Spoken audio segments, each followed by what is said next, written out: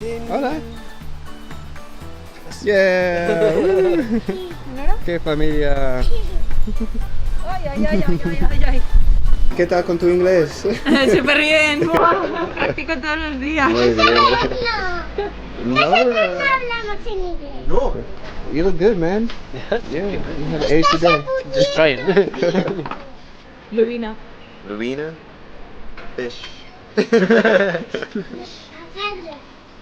¿Y por? Oh, qué bien. Brocheta de pollo al curry y nora. Chicken pollo. ¿Nora? Morretes de tomate.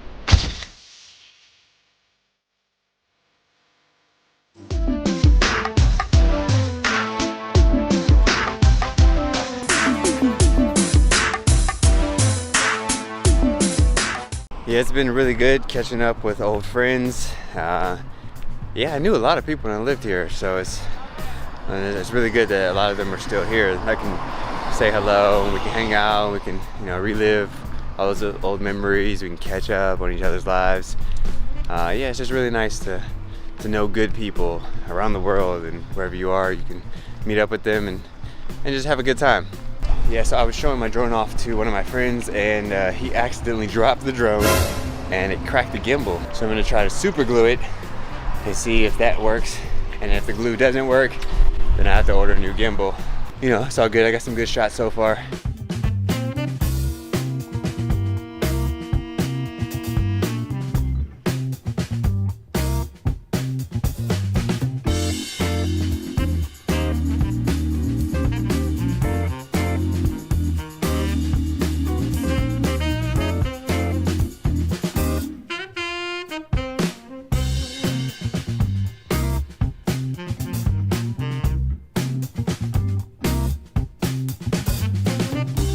My roommate from when I lived in Spain.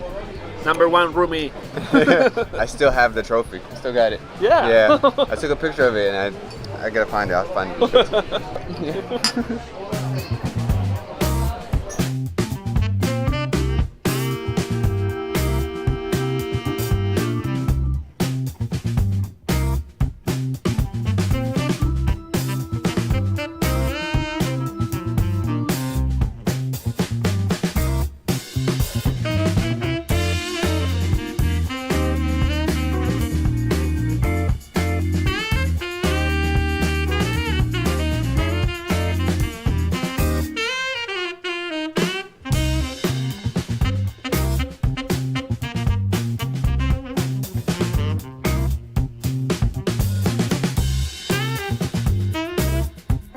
So one thing that I remember that I really liked in Spain are the bakeries. The fresh baked bread and the fresh baked pastries are always so good here.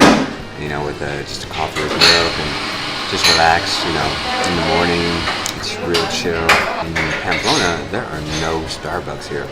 So you go to a bar or a bakery, you know, and you get the kind of the same experience, but it's a little more familiar, you know, less corporate, I guess, like Starbucks, but there's not one Starbucks in this city. So I lived here for 3 years and I blogged everything that I did here.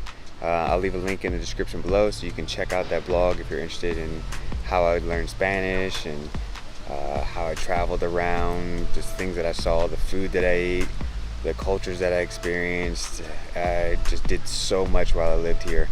And now that I've been back, it's just kind of like all coming back, just flooding, all the memories flooding back. And then as I see people, as I meet with old friends, it's like, oh yeah, remember we did that? And yeah, just a really good feeling. It's really good to be back.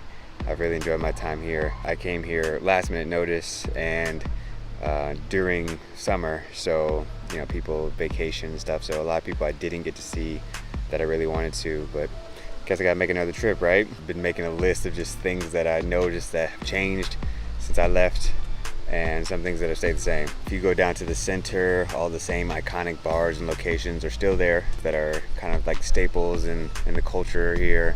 Of course, you know, probably famous due to San Fermin, but for those of us who lived the whole year in Pamplona, you know, we also know these landmarks. It's good to see that most of them are still there and still open. The weather is still the same bipolar weather here in the summer, where it'd be 40 degrees one day and then 2 or 3 days later it's like 12. It's crazy. You can see I got sunburned on my shoulders, but last night I had to buy a jacket because I was freezing to death. And then something, you know, that you don't even think about, you don't notice, but because I live in China and I'm used to always drinking hot water, getting tap water that's room temperature or even cold water. In the US, they give it to you with ice, and drinking it, you know, my body is even like, ooh, this is new and interesting. And then, like I mentioned earlier, there are no Starbucks here. I can only think of like 2 McDonald's, like 2 Burger Kings. Most of the bars and restaurants and cafes here are either local brands, Spanish brands, or just independently owned. There's so many different cafes and bars that you can go to, and so owns it. Of course, they were building when I was here, but that was 4 years ago, and some of those buildings are done. A lot of those buildings are done. New ones have been started. The football stadium is now, they've like remodeled it. The building next door to that is now the Navarra Arena, I think it's called.